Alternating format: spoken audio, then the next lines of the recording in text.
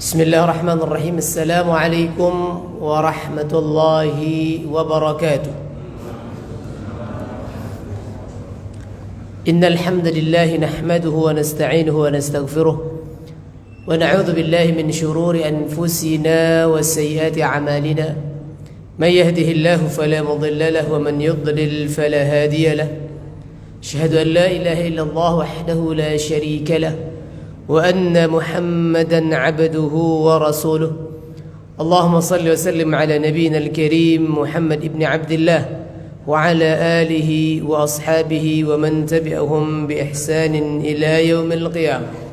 أما بعد، فاللهم ارزقنا علما وهدى وتقا وصلاحا يا مجيب السائلين، اللهم آمين.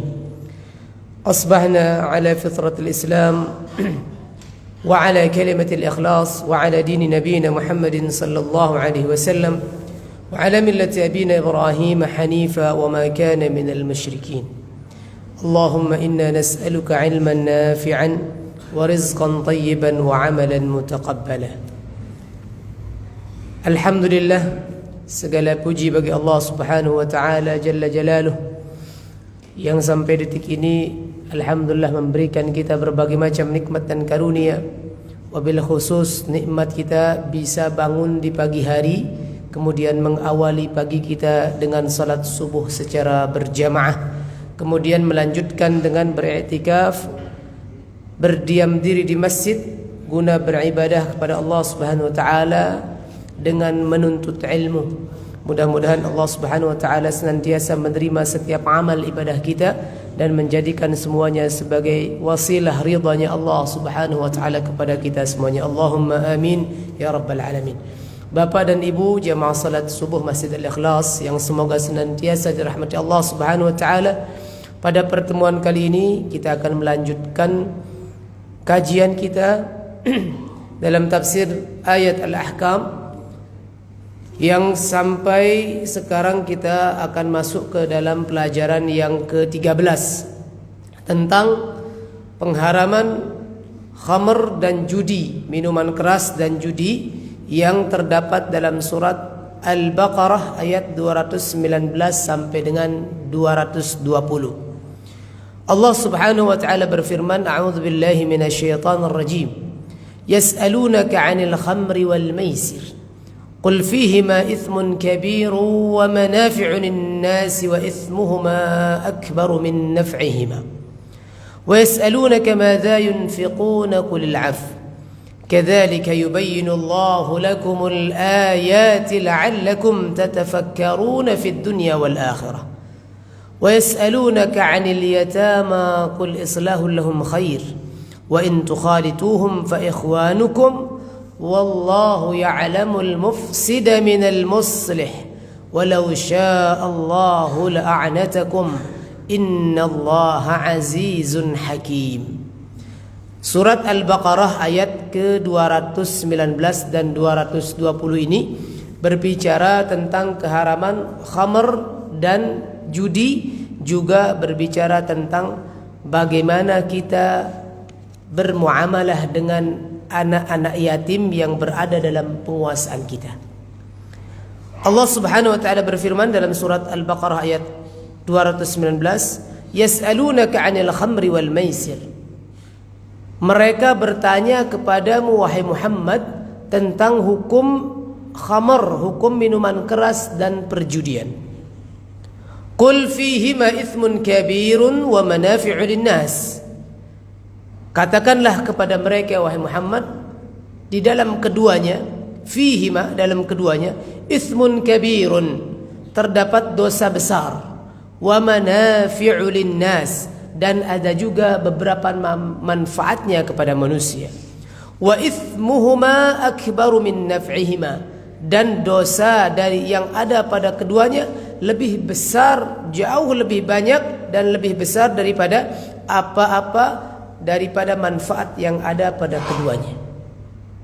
Wa yas'alunaka madza yunfiquna qulil 'af, dan mereka juga bertanya kepadamu wahai Muhammad tentang apa yang harus dinafkahkan kepada mereka, yang harus dinafkahkan oleh mereka. Qulil 'afu, katakan kepada mereka bahwa yang dinafkahkan adalah sesuatu yang lebih dari apa yang sudah mereka perlukan. Kadzalika yubayyinu Allahu lakumul ayati la'allakum tatafakkarun. Demikianlah Allah Subhanahu wa taala menjelaskan tentang ayat-ayatnya agar kalian berfikir fid dunya wal akhirah, tentang dunia dan akhirat. Wa yas'alunaka 'anil yatama, dan mereka juga bertanya kepadamu tentang anak-anak yatim. Qul islahu lahum khair, maka katakanlah kebaikan untuk mereka itulah yang lebih baik. Wa in tukhalituhum fa ikhwanukum, jika kalian mempergauli mereka dengan baik, maka mereka adalah saudara-saudara kalian. Wallahu ya'lamul mufsida minal muslih, dan Allah Subhanahu wa taala Maha mengetahui apa yang tidak baik, siapa yang merusak dan siapa yang mengusahakan kebaikan. Walau sya'allahu la'anatakum, dan sekiranya Allah Subhanahu wa taala menghendaki kepada kalian, maka niscaya Allah Subhanahu wa taala akan datangkan kesulitan bagi kalian. Innallaha azizun hakim, sungguh Allah Subhanahu wa taala Maha perkasa lagi Maha bijaksana. Ikhwatal iman, bapak-bapak dan ibu-ibu yang dirahmati Allah Subhanahu wa taala, kedua ayat ini berbicara tentang pengharaman hukum atau pengharaman minuman keras dan perjudian, serta apa-apa yang dinafkahkan atau apa yang harus kita infakkan, dan bagaimana kita bergaul atau bermuamalah dengan anak-anak yatim. Yang pertama, Allah Subhanahu wa taala berfirman, yas'alunaka 'anil khamri wal maisir. Mereka bertanya kepada Muhammad tentang minuman keras dan perjudian. Minuman keras disebut khamr karena dia karena merusak akal, menghalangi akal dari berpikir yang jernih, menutup akal seseorang dan merusak akal seseorang. Seperti halnya khamarah atau khamarah itu cadar. Cadar itu menutup perempuan, maka khamar bisa menutup akal seseorang. Makanya disebut dengan khamar, karena khamar itu artinya adalah menutup, sesuatu yang menutup. Jadi asal kata khamar. Khamar dikatakan khamar, minuman keras dikatakan khamar karena menutup dan dapat menutup akal seseorang, yang tadinya dia melek menjadi tidak melek, yang tadinya sadar menjadi tidak sadar. Bahkan bukan hanya menutup saja, tapi dia juga bisa merusak akal. Wal maisir, dan perjudian. Maisir dalam bahasa Arab, kenapa dikatakan perjudian itu maisir? Karena diambil dari kata yusrun. Yusrun itu mudah. Orang berjudi mudah mendapatkan uang, orang berjudi mudah mendapatkan kekayaan, maka disebut dengan maisir. Dia tidak perlu tidak perlu bekerja seharian banting tulang, tapi dengan duduk koplak-koplek saja dia, atau tangannya yang main begini saja sudah bisa mendapatkan uang dengan mudah. Makanya disebut dengan maisir, karena sesuatu yang didapat dengan sangat mudah dan tanpa ada keletihan sedikit pun. Atau bisa juga maisir ini, kenapa dikatakan judi adalah maisir? Karena berasal juga dari kata yasar. Yasar itu adalah kekayaan. Orang bisa dengan berjudi bisa langsung mendadak menjadi orang yang kaya. Ya, memenangkan misalkan yang tebak-tebak angka itu bisa langsung miliaran, langsung mendadak menjadi kaya karena gampang sekali. Makanya disebut dengan maisir dalam bahasa Arab. Maisir artinya perjudian, segala bentuk macam perjudian umum dia. Jadi di sini orang-orang kemudian bertanya kepada Nabi Muhammad tentang hukum minuman keras dan perjudian. Maka Allah Subhanahu wa taala menfirmankan kepada Nabi Muhammad, mewahyukan kepada Nabi Muhammad, "Qul fihi ma itsmun kabir." Katakan kepada mereka wahai Muhammad, di dalam keduanya ada dosa besar. Ada dosa besar. Wa manafi'u linnas, dan di dalam keduanya juga ada beberapa manfaat buat manusia. Manfaatnya tadi mudah mendapatkan harta, ya, tidak itu saja manfaatnya. Ya, kemudian apa? Khamr juga sama manfaatnya, hanya manfaat yang duniawi yang dimaksud di sini. Tidak ada manfaat yang lainnya. Manfaat duniawi yaitu manfaat untuk kalau orang berdagang atau berjualan minuman keras itu sangat dengan mudah dia bisa mendapatkan uang. Itu saja manfaatnya. Dia bisa mendapatkan uang dari hasil menjual atau memperdagangkan minuman keras. Apalagi yang sekarang ini yang sejenis dengan minuman keras, bahkan lebih bahaya daya rusaknya dan lebih berat daya rusaknya seperti narkoba misalkan, dan segala jenis macamnya. Itu gampang sekali orang mendapatkan uang. Ya.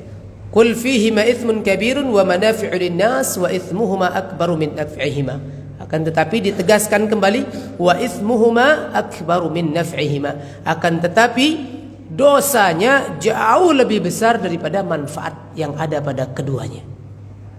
Sehingga Bapak dan Ibu yang dirahmati Allah Subhanahu wa taala, ayat ini menegaskan tentang keharaman minuman keras dan perjudian.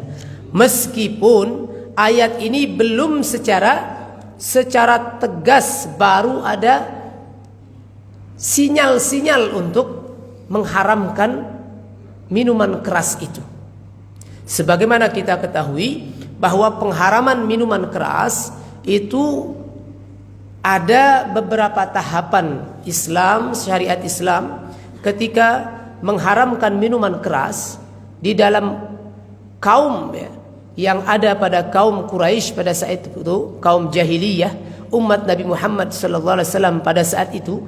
Maka kemudian syariat Islam tidak langsung kemudian memutus dan menghukumi minuman keras langsung secara sekaligus untuk semua yang pernah meminum minuman keras langsung dilarang, diharamkan 100%. Tidak. Tapi ada tahapan-tahapan yang dilalui oleh syariah agar sampai kepada tujuan pengharaman minuman keras yang pada saat itu digandrungi dan menjadi kebiasaan orang-orang masyarakat Arab pada saat itu. Jadi bangsa Arab pada saat itu, terutama kaum Quraisy dan orang-orang jahiliyah yang berada di wilayah Arab itu, mereka minuman keras itu sama seperti sudah kayak camilan lah bahasa kita. Biasa saja, mereka sudah menjadi adat kebiasaan dan sudah menjadi tabiat mereka untuk minum minuman keras ini. Semuanya. Sampai kemudian datang ada 4 tahapan. 4 tahapan Islam ini sedikit demi sedikit kemudian sampai kepada pelarangan terhadap minuman keras, sampai kepada pengharamannya. Yang pertama, turun surat di Makkah. Surat An-Nahl. Surat An-Nahl ayat ke-67 turun di Makkah. Allah Subhanahu wa taala berfirman, "Wa min thamaratin nakhili wal a'nab." Dan dari buah-buah kurma dan buah anggur. "Tattakhiduna minhu sakaran wa rizqan hasana." Kalian mengambil darinya, dari buah apa? Dari buah kurma dan juga dari buah anggur itu sakaran, sebagai minuman yang memabukkan. Warizqan hasana, dan kalian juga dari keduanya itu mengambil rizki yang baik. Tidak diharamkan. Jadi dibatasi, diarahkan dulu. Jangan hanya cukup untuk dijadikan minuman memabukkan saja, tapi jadikan juga dia sebagai wasilah untuk mendapatkan rizki yang baik, dipakai jualan, dimakan apa adanya dan lain sebagainya. Ini ayat yang pertama turun yang berkaitan dengan khamr. Tidak langsung diharamkan. Pertama turun di Makkah. Karena pada saat itu kondisinya orang-orang Makkah sendiri sangat dekat dengan khamar, tidak bisa dipisahkan dengan khamar, termasuk para sahabat Nabi SAW yang sudah masuk Islam. Sampai kemudian ketika di Madinah baru kemudian turun ayat yang kedua ini. Ayat yang kedua yang berkaitan dengan pengharaman khamar, surat Al-Baqarah ayat ke-219 turun. Turun kemudian menjelaskan tentang bagaimana menjelaskan tentang adanya dosa besar di dalam minuman keras, kemudian ada juga manfaatnya sedikit dan dosanya lebih banyak daripada manfaatnya. Sehingga diceritakan dalam riwayat diceritakan bahwasanya yang dalam hadis diceritakan tentang sebab turunnya ayat ini. Ini suatu ketika Umar bin Khattab, ya, ketika Nabi SAW, ini tentang Umar bin Khattab, Nabi SAW pada saat itu ya, bercerita dan mengabarkan kepada para sahabat tentang sinyal dan tahapan-tahapan untuk mengharamkan khamar. Ketika datang ketika turun surat yang pertama, maka kemudian Umar bin Khattab berdoa kepada Allah Subhanahu wa taala, ya Allah, turunkanlah atau berikanlah kami penjelasan, berikanlah kami penjelasan tentang minuman keras, penjelasan yang cukup bagi kami. Maka kemudian turunlah surat Al-Baqarah ayat ke-219 ini.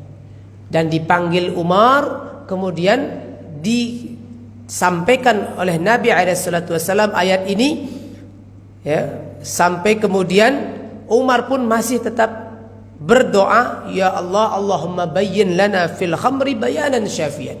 Ya Allah, jelaskan kepada kami yang berkaitan dengan khamar dengan penjelasan yang sedetail-detailnya, yang mencakup kesemuanya, yang lengkap ya Allah. Maka kemudian turun setelahnya tahapan yang ketiga yang berkaitan dengan pelarangan khamr sebelum diharamkan 100% khamr itu. Maka turun surat An-Nisa ayat 43 yang berbunyi, ya ayyuhalladzina amanu la taqrabus salata wa antum sukara. Yang pertama, ayat yang pertama tentang khamr tadi di surat An-Nahl ayat 67, Allah SWT menjelaskan bahwa kalian itulah dijadikan bagi kalian itu buah kurma dan buah anggur, kalian menjadikan dari keduanya itu minuman keras, dan juga kalian mencari rizki yang baik darinya, menjadikannya rizki yang baik dari keduanya. Kemudian turun ayat yang berikutnya tentang tahapan yang kedua. Banyakkan orang bertanya tentang hukum khamr dan perjudian. Maka katakan Muhammad, di dalam keduanya dosa besar dan ada manfaatnya. Manfaatnya lebih sedikit, dosanya lebih banyak daripada manfaatnya. Ini yang kedua. Yang ketiga, kemudian baru Nabi SAW kemudian dulu sebelum turun ayat ini, surat An-Nisa ayat ke-43, para sahabat biasa saja mereka. Mau sholat, habis mabuk langsung sholat, datang waktu sholat saja mereka. Sehingga ada beberapa sahabat itu yang kemudian masih sehabis minum minuman keras dia sholat sudah ngelantur dalam sholatnya. Namanya orang mabuk, habis minuman keras. Kemudian datang surat An-Nisa, merupakan tahapan yang ketiga dalam pelarangan khamr ini sebelum diharamkan 100%. Surat An-Nisa ayat 43, Allah berfirman, wahai orang-orang yang beriman, ya ayyuhalladzina amanu la taqrabus salata wa antum sukara. Janganlah kalian mendekati salat, jangan melaksanakan salat sedangkan kalian dalam keadaan mabuk. Jadi ayat ini kemudian setelah turun ayat ini, Nabi mengangkat satu orang untuk memberikan pengumuman. Memberikan pengumuman setiap mau datang waktu sholat, Nabi menyuruh salah satu sahabat untuk mengumumkan kepada yang lain dengan suara yang lantang bahwasanya sebentar lagi akan datang waktu salat, maka jangan ada yang mabuk. Ini sebentar lagi akan datang waktu salat, maka jangan ada yang mabuk karena sudah mendekati waktu salat. Ya. Kemudian setelah itu datang pula dipanggil Umar, disampaikan ayat ini. Ya ayyuhalladzina amanu la taqrabus shalah wa antum sukara. Disampaikan ayat ini, kemudian Umar pun kembali kemudian berminta dan memohon kepada Allah SWT, meminta kepada Allah dan berdoa, Allahumma bayyin lana fil khamri bayanan syafian. Ya Allah, jelaskan kepada kami Allah tentang hukum khamr ini, hukum penjelasan yang lengkap ya Allah. Karena belum lengkap ini. Salat hanya masih dilarang di waktu salat saja. Mau mendekati waktu salat baru dilarang. Nanti kalau setelah itu banyak lagi yang minum khamr. Belum diharamkan 100%. Sampai kemudian datang dan turun surat Al-Maidah ayat 90. Sampai turun kemudian surat Al-Maidah ayat ke-90 yang menjelaskan tentang keharaman hukum khamr 100%. Dilarang minum minuman keras ya. Dilarang minum minuman keras 100%. Allah kemudian melarang seseorang itu meminum minuman keras dengan firman Allah Subhanahu wa taala, ya ayyuhalladzina amanu innamal khamru wal maisiru wal ansabu wal azlamu rijsun min amali syaitan fajtanibuhu la'allakum tuflihun. Wahai orang-orang yang beriman, sesungguhnya meminum khamar, kemudian berjudi untuk berhala, wal ansab wal azlam, dan mengundi nasib dengan anak panah dan lain sebagainya, itu rijsun min amali syaitan, adalah salah satu bentuk kekejian yang termasuk perbuatan syaitan. Kemudian Allah Subhanahu wa taala langsung memerintahkan fajtanibuhu, maka oleh kalian tinggalkan dan jauhi semua itu. La'allakum tuflihun, agar kalian beruntung. Ketika turun ayat ini dipanggil Umar oleh Nabi SAW. Kemudian langsung di ayat di terakhir ini, fahal antum muntahun, apakah kalian kemudian akan selesai melaksanakan semua ini? Sampai kemudian Umar mengatakan, intahaina, sudah, kita cukup, sudah, kita akan selesai, tidak akan pernah kemudian mendekati dan minum khamr lagi. Ini ayat yang terakhir yang turun tentang, atau tahapan terakhir yang turun tentang pengharaman atau pelarangan khamr, yang kemudian mengharamkan 100% seorang mukmin untuk mendekati atau meminum khamr. Ya. Ini tahapan-tahapan tentang pelarangan khamr yang kemudian sampai kepada pengharamannya. Yang pertama surat An-Nahl tadi ayat ke-67 yang berbicara tentang keutamaan Allah Subhanahu wa taala, rizki yang Allah Subhanahu wa taala berikan berupa pohon kurma dan pohon anggur, yang mereka orang-orang Arab pada saat itu menjadikan sebagian dari pohon anggur atau buah anggur dan buah kurma itu sebagai minuman keras. Dipermentasi kemudian jadi minuman keras. Juga mereka menjadikan rizki buat mereka. Kemudian yang kedua, tahapan yang kedua, turun surat Al-Baqarah ayat 219 menjelaskan bahwa di dalam khamr itu ada dosa besar meskipun ada sedikit manfaatnya, tapi dosanya jauh lebih besar daripada manfaatnya. Sudah mulai sinyal-sinyalnya agar para sahabat ini, orang-orang yang sudah masuk ke dalam Islam, sedikit-sedikit sudah mulai menjauhi khamr. Sampai kemudian di ayat yang di surat yang ketiga, tahapan yang ketiga, Allah kemudian menjelaskan dan melarang orang-orang mukmin pada saat itu yang sudah masuk Islam agar mereka tidak mendekati salat atau tidak melaksanakan salat dalam keadaan mabuk. Ya ayyuhalladzina amanu la taqrabus salata wa antum sukara. Wahai orang-orang yang beriman, janganlah kamu datang untuk salat ke dalam keadaan mabuk. Sehingga ketika mau waktu salat datang, ditugaskan seorang sahabat oleh Nabi SAW untuk mengumumkan, sebentar lagi akan datang waktu salat, maka jangan ada dari kalian yang mabuk, yang minum minuman keras. Maka semuanya pun kemudian meninggalkan minuman keras ketika dia mau salat. Karena sebelumnya ada beberapa sahabat itu yang ketika yang mereka minum di waktu Isya, tapi kemudian salat subuh masih ada efeknya. Sampai kemudian tidak ngeh salatnya. Nah, ada juga beberapa sahabat yang mereka mau salat bahkan minum dulu. Sehingga nanti banyak sekali terdapat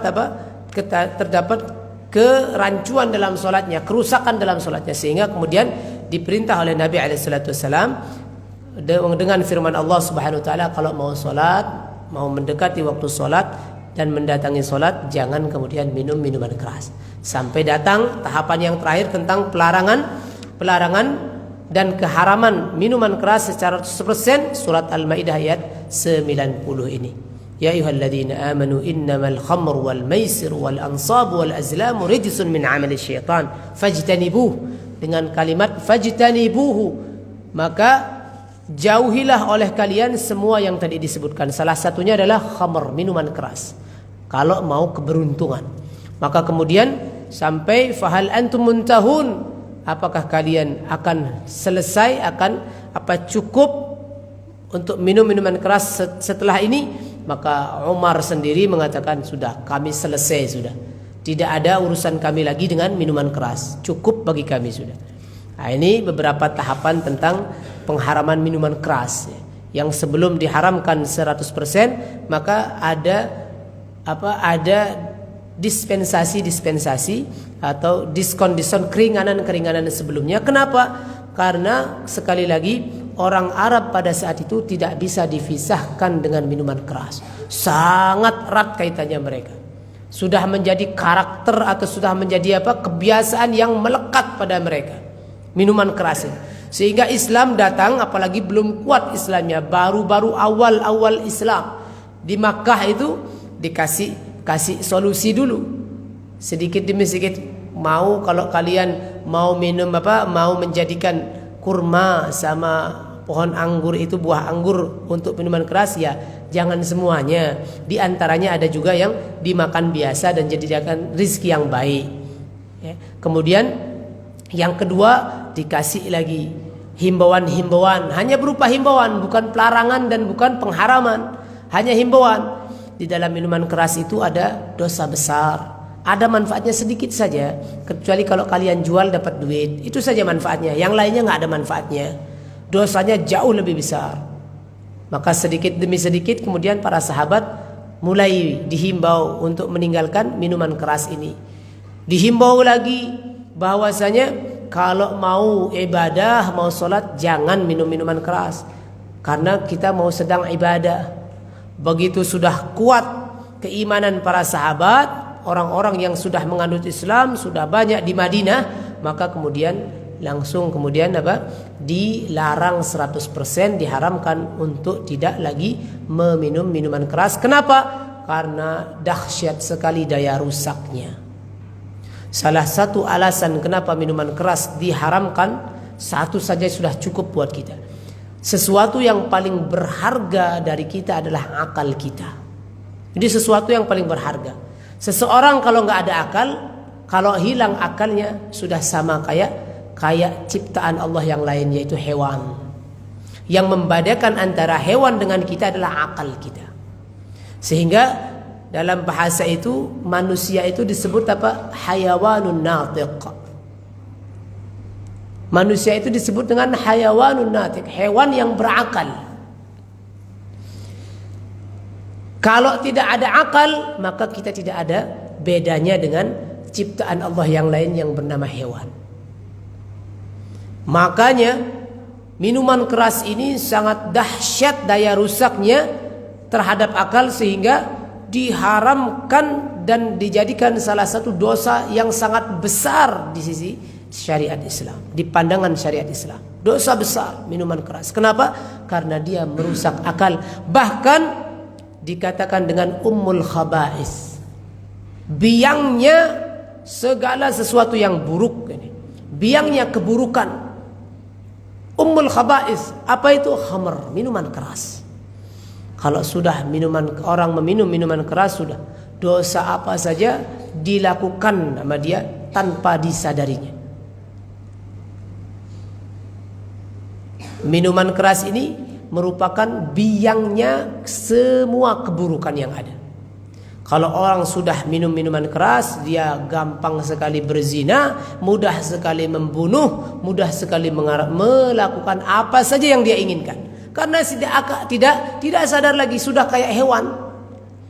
Tidak ada akalnya lagi, hilang akalnya.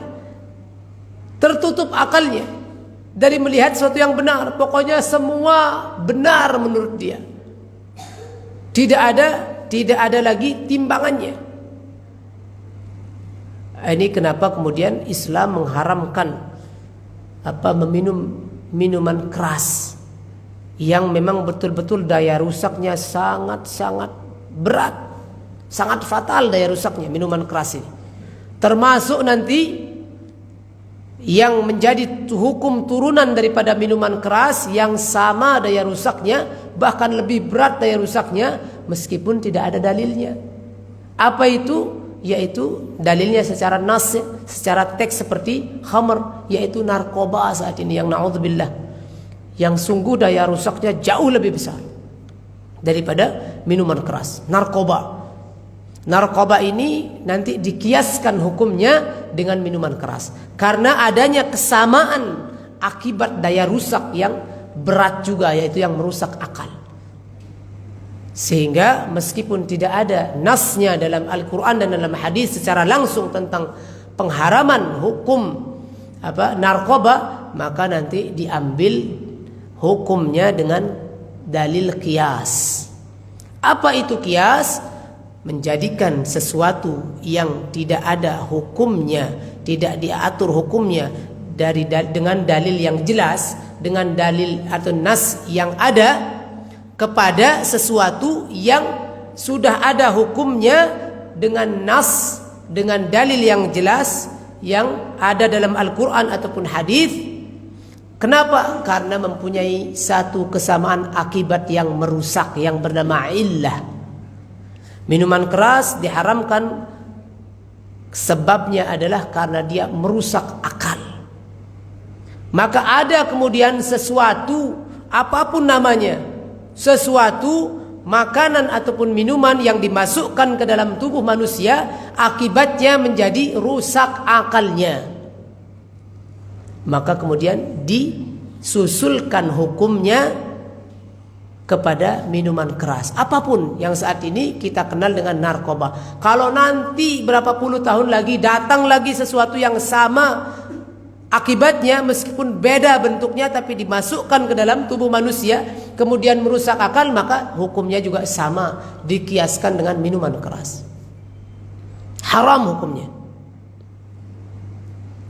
Jangan nanti orang kemudian mengkonsumsi narkoba dan mengatakan kan nggak ada dalilnya, nggak ada pelarangannya dalam Al-Quran dan hadis itu.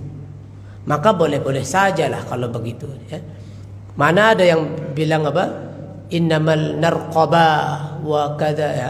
Tidak ada innamal khamru katanya. Tidak ada nasnya itu pengharaman. Sekali lagi, dalil tentang pengharaman minuman keras dan nanti adapun turunan yang lain yang sejenis dengannya yang mempunyai akibat yang sama, yaitu merusak akal manusia, maka hukumnya nanti disusulkan kepada hukum yang sudah, sesuatu yang sudah ada hukumnya yang jelas dalil nasnya, yaitu khamr, disusulkan kepada hukum khamr, apapun namanya, bagaimanapun bentuknya. Yang penting nanti ketika dimasukkan ke dalam tubuh manusia, efeknya sama, akibatnya sama, yaitu menghilangkan akal manusia. Maka hukumnya disamakan dengan khamr, apapun bentuknya. Saat ini baru ada narkoba. Kalau nanti apapun namanya nanti ya sama saja. Ini yang pertama. Yang kedua berkaitan dengan perjudian. dengan perjudian. Berkaitan dengan perjudian ini, maka juga dilarang oleh Allah Subhanahu wa taala, bahkan diharamkan bersamaan dengan turunnya surat Al-Maidah ayat 90, bersamaan dengan pengharaman khamr secara keseluruhan. Innamal khamru wal maisir wal ansab wal azlam rijsun min amali syaitan fajtanibuh. Apapun bentuknya perjudian, maka itu dilarang dan diharamkan. Tinggalkan oleh kalian, kata Allah. Tinggalkan sesuatu kalau sudah diminta perintah. Perintah itu dalam usul fikih, perintah itu bermakna wajib. Hukum asal perintah adalah wajib, kecuali nanti ada sesuatu yang mensinyalirkan atau ada yang menunjukkan, ya, kecuali nanti ada qarinah atau ada sesuatu yang menunjukkan yang perintah ini maksudnya bukan wajib. Tapi hukum asal perintah itu adalah wajib. Dan di dalam ayat surat Al-Maidah ayat ke-90 tidak ada sesuatu yang menunjukkan atau yang mengeluarkan kewajiban dari perintah yang ada. Fajtanibuhu la'allakum tuflihun. Jauhi oleh kalian kalau kalian mau keberuntungan. Maka kemudian seluruh ulama bersepakat bahwasanya berdasarkan ayat ini, maka hukum minuman keras serta perjudian, maka hukumnya adalah haram. Tidak boleh dilakukan. Yang selanjutnya, wa yas'alunaka madza yunfiqun. Dan mereka juga bertanya, wahai Muhammad, tentang apa-apa yang mereka nafkahkan, apa yang mereka infakkan di jalan Allah SWT. Qulil af. Yang mereka nafkahkan itu adalah sesuatu yang berlebihan, yang lebih. Al-afu dalam bahasa Arab disebut sesuatu yang lebih, sesuatu atau kelebihan daripada sesuatu yang sudah dia perlukan. Jadi Allah Subhanahu wa taala meminta dari kita untuk berinfak itu jika sudah kita mencukup apa yang menjadi kebutuhan kita, dari keperluan kita. Maka kalau ada kelebihan daripada apa yang sudah kita perlukan, jangan lupa untuk diinfakkan. Jangan dideposito saja, jangan ditabung saja, diendapkan begitu saja untuk dunianya. Ini ada yang jauh lebih besar manfaatnya, bukan hanya untuk akhirat, tapi di dunia pun dapat. Infak, kalau ada sesuatu yang lebih, maka sudah keperluannya sudah beres, jangan hanya jangan hanya dipikirkan untuk deposit saja, ditabung saja, diendapkan duitnya. Buat nanti. Ya, buat keperluan besok-besok, buat keperluan nanti. Jangan lupa sedikit daripada apa yang sudah berlebih tadi diinfakkan, dikeluarkan. Wa mimma razaqnahum yunfiqun. Salah satu ciri orang-orang yang beriman, orang-orang yang bertakwa, dari apa-apa yang Allah sudah rizkikan kepadanya, dia infakkan, dia keluarkan untuk agama Allah Subhanahu wa taala. Dia nafkahkan untuk agama Allah. Dia sedekahkan. Ya, ini salah satu sedikit saja sebagian daripada apa yang sudah dirizkikan oleh Allah SWT setelah kita sudah memenuhi kebutuhan dari keperluan kita. Maka kalau ada sisa, jangan lupa infak. Jangan hanya kemudian ditabung-tabung saja untuk kita khawatir dengan apa yang akan datang besok. Dan infak ini, Bapak dan Ibu yang dirahmati Allah SWT, sering ditampilkan di layar kita. Ma naqasa malun min sadaqah, riwayat Imam Bukhari. Tidak akan berkurang harta yang disedekahkan, diinfakkan. Bal yazid wa yazid, akan tetapi pasti akan bertambah. Paling tidak tambahnya adalah nambah rizki, nambah pahalanya. Kemudian pasti Allah SWT akan tambahkan, akan tumbuhkan harta yang disedekahkan. Yamhaqullahu riba wa yurbis sadaqat, kata Allah. Akan dihanguskan, akan dilenyapkan harta yang didapat dan terdapat di dalamnya riba. Dan Allah Subhanahu wa taala wa yurbis sadaqat, Allah SWT akan menumbuhkan dan memperbanyak harta yang disedekahkan. Jadi jangan ragu Bapak dan Ibu yang dirahmati Allah SWT dalam bersedekah ataupun berinfak di jalan Allah SWT. Tidak akan pernah mengurangi sedikit pun harta kita, bahkan akan menambah harta kita. Sebaliknya, sesuatu yang kita dapatkan dari riba atau harta yang terdapat di dalamnya riba, cara mendapatkannya dengan cara yang tidak baik dengan riba, maka pasti akan hangus lenyap. Berapapun banyaknya, sejumlah apapun banyaknya, Allah akan ambil dengan cara Allah. Pasti dan pasti. Yamhaqullahu riba. Allah pasti akan lenyapkan harta yang di dalamnya terdapat riba. Pasti itu. Sehingga jangan sampai kemudian kita harus pandai-pandai memeriksa apakah harta kita ada riba di sini. Kalau ada riba, segera tinggalkan sebelum Allah SWT lenyapkan harta kita semuanya. Wa yurbis sadaqat, tentang sedekah pasti akan ditumbuhkan oleh Allah SWT, diperbanyak oleh Allah SWT. Yang penting apa? Syaratnya niatnya diperhatikan, niatnya diperiksa ketika bersedekah. Sedekah tidak akan pernah mengurangi harta, pasti akan menambah harta. Kalau niatnya ikhlas karena Allah SWT. Kalau ada orang yang sudah bersedekah sekian tahun, sudah sekian lamanya bersedekah, kemudian dia mengatakan, aduh, nak nambah-nambah hartanya, bahkan sakit-sakitan, tidak ada sesuatu ketenangan dalam rumah tangganya, dalam hatinya, dalam keluarganya, padahal rajin bersedekah. Periksa kembali niatnya. Ada yang salah dalam niat sehingga kemudian sedekah tidak mendatangkan fadilahnya karena niatnya yang salah. Maka Bapak dan Ibu yang dirahmati Allah SWT, ketika bersedekah untuk mendapatkan fadilah daripada sedekah kita, periksa niat kita. Jangan sampai ada niatan-niatan selain kepada Allah Subhanahu wa taala dalam sedekah kita, sehingga sesuatu yang kita dambakan tidak akan kunjung datang daripada keutamaan bersedekah itu. Periksa niat dan pastikan niatnya benar ketika mengeluarkan harta untuk berinfak, untuk bersedekah.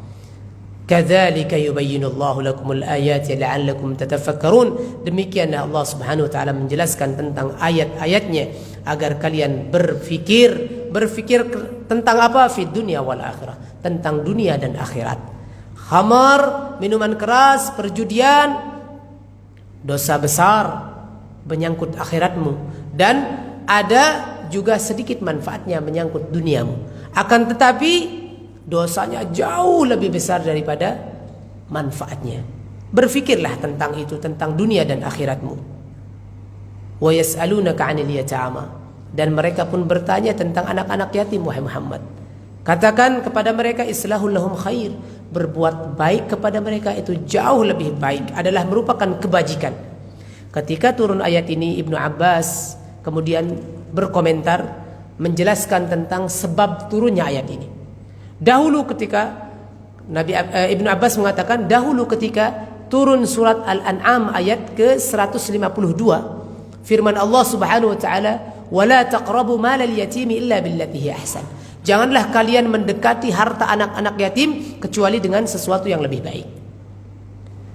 Juga turun firman Allah Subhanahu wa taala surat An-Nisa ayat ke-10 yang berbunyi, innal ladzina ya'kuluna amwalal yatama zulman innama ya'kuluna fi butunihim naran wa sayaslawna sa'ira. Sesungguhnya orang-orang yang memakan harta anak yatim secara zalim, sesungguhnya mereka sedang memakan api di dalam perutnya. Wa sayaslawna sa'ira, dan api itu nanti akan membakar mereka di akhirat nanti. Ketika turun dua ayat ini, para sahabat Nabi SAW yang di dalam keluarga mereka atau mereka di bawah tangan mereka ada anak-anak yatim, mereka kemudian sangat berhati-hati bergaul dengan anak yatim, sampai kemudian ketika ada makanan mereka dipisahkan dengan makanan makanan anak yatim dengan makanan mereka dipisahkan. Minuman apapun yang berkaitan dengan anak yatim pisah mereka. Sampai kemudian ketika ada yang tersisa dari situ rusak dah. Ya, rusak, kemudian makanannya rusak, kemudian minumannya rusak, sampai kemudian anak-anak yatim yang punya makanan, minuman disiapkan kepada mereka tidak diganggu juga oleh para sahabat yang anak yatim itu berada dalam penguasaannya. Sampai rusak-rusak makanannya. Sampai kemudian para sahabat saking sudah menyebarnya hal itu, banyak sekali kerusakan makanan, minuman sampai dibuang-buang begitu saja dari anak-anak yatim ini yang diberikan kepada anak-anak yatim yang merupakan hak anak yatim, kemudian diadukan oleh para sahabat kepada Nabi SAW perihal itu. Sampai kemudian turunlah surat Al-Baqarah ayat ke-220 ini. Wa yas'alunaka 'anil yatama. Mereka bertanya kepada Muhammad tentang anak-anak yatim. Bagaimana bergaul dengan anak-anak yatim, bagaimana bermuamalah dengan harta anak yatim. Maka Allah Subhanahu wa taala kemudian menjelaskan, qul islahul lahum khair. Memperlakukan mereka dengan baik adalah kebajikan. Bergaul dengan mereka dengan baik itu merupakan kebajikan. Maka setelah itu mereka memakan, sama memperlakukan memperlakukan anak-anak yatim itu sama dengan saudara mereka, keluarga mereka. Mereka makan bareng, akhirnya mereka minum bareng. Tidak ada kemudian makanan yang berlebih yang dibuang dari harta anak yatim itu, ya, dimakan, kemudian makan makanan bersama, selama tidak kemudian secara zalim dimakan. Wa in tukhalituhum fa ikhwanukum. Ketika kalian berkumpul bersama mereka, bergaul dengan mereka, mereka adalah saudara-saudara kalian. Jadikan anak-anak yatim yang berada dalam penguasaanmu itu adalah saudara-saudara kalian. Jangan kemudian pisahkan mereka sampai kemudian membawa mudarat kepada mereka. Sehingga para sahabat setelah itu maka mereka pun bergaul, ya, dengan anak-anak yatim itu. Mereka kemudian bersamai anak-anak yatim dalam makanan mereka, ya, dalam kemudian dalam minuman mereka, biasa saja seperti sudah anaknya sendiri. Tidak lagi kemudian dipisahkan makanan untuk anak yatim, minuman untuk anak yatim. Tidak diganggu gugat sedikit pun sampai kemudian rusak makanan dan minuman mereka itu. Maka dengan turunnya ayat ini kemudian mereka memperbaiki hubungannya dengan atau muamalahnya dengan anak yatim dan menganggap anak yatim itu sebagai saudara, bahkan anaknya sendiri. Diperhatikan dengan sangat baik. Ya, ini Bapak dan Ibu yang dirahmati Allah SWT, seputar perkenalan atau pembuka singkat tentang surat Al-Baqarah ayat 219-220 yang berkaitan dengan khamr, dengan minuman keras, dengan perjudian, tentang nafkah atau harta yang diinfakkan, juga tentang bergaul dan bermuamalah dengan anak-anak yatim. Ya, ini kira-kira yang bisa disampaikan pada kesempatan kali ini karena waktu sudah habis, ya.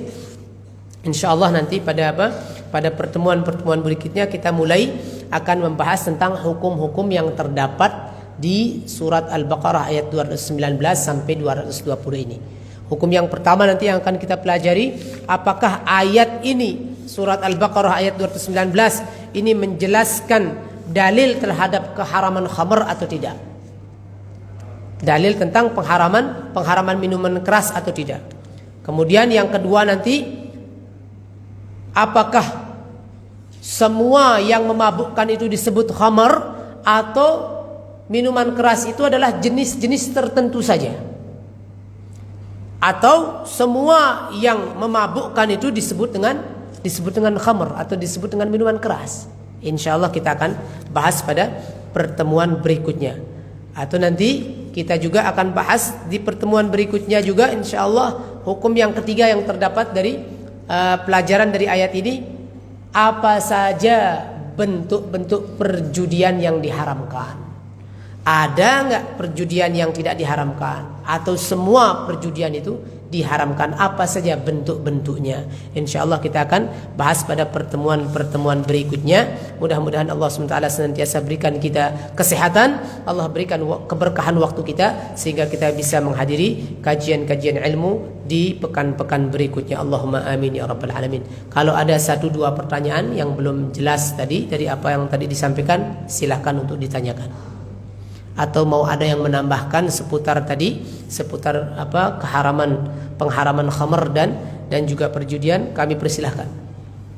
Ada Bapak, ada yang mau ditanyakan, didiskusikan atau mau ditambahkan? Tafadhal, silakan.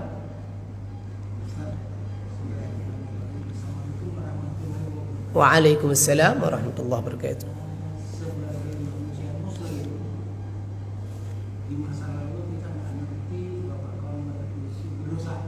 Nah, apakah sekarang sudah mengerti bahwa berdosa nggak kita atau harus tobat? Terima kasih. Baik, dulu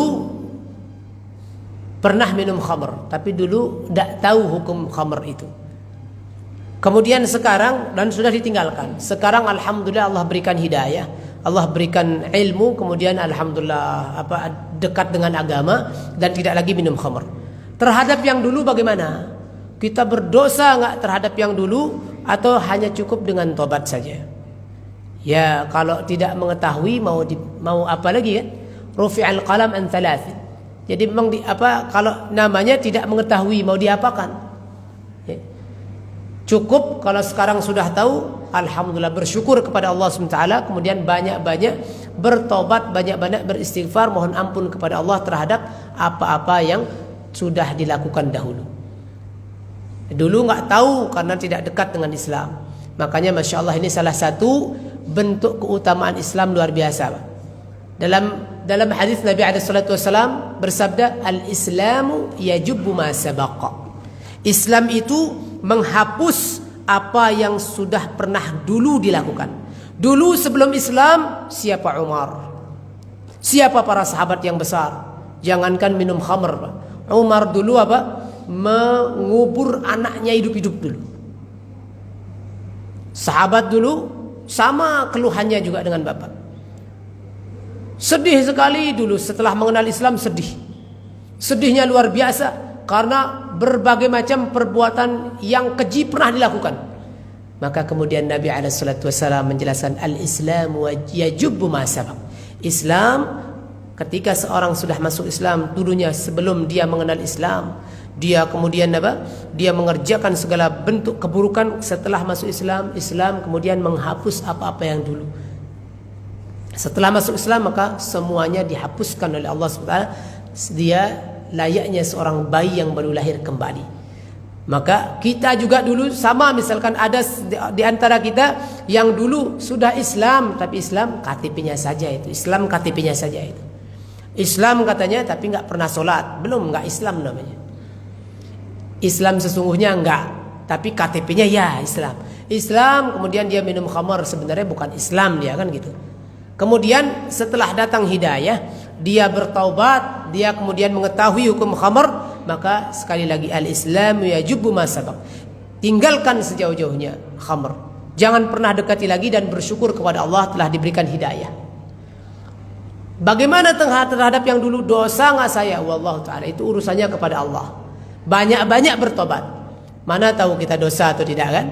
Karena dia dilakukan dengan tidak mengetahui.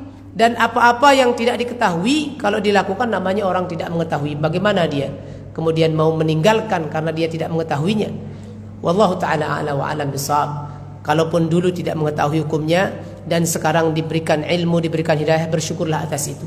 Mudah-mudahan kita berharap dan kita terus bertobat, minta ampun kepada Allah terhadap apa yang dulu dilakukan.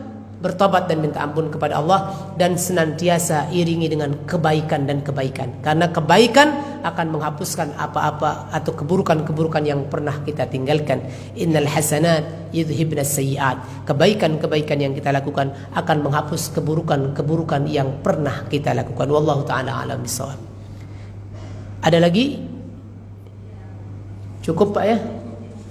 Ya, barakallahu fikum. Terima kasih atas waktu yang diberikan. Demikian yang bisa disampaikan, mudah-mudahan bermanfaat. Mohon maaf kalau ada kekurangan dan kesalahan dalam menyampaikan. Yang benar datangnya dari Allah Subhanahu wa taala, yang salah datangnya dari kebodohan yang berbicara sendiri. Mudah-mudahan Allah Subhanahu wa taala senantiasa mengampuni kita dan senantiasa memberikan hidayah kepada kita dan mengekalkan hidayah dalam diri kita dan menjadikan kita sebab hidayah seseorang. Allahumma amin ya rabbal alamin. Subhanakallahumma bihamdika asyhadu an la ilaha illa anta astaghfiruka wa atubu ilaik. Syukran lakum. Assalamualaikum warahmatullahi wabarakatuh.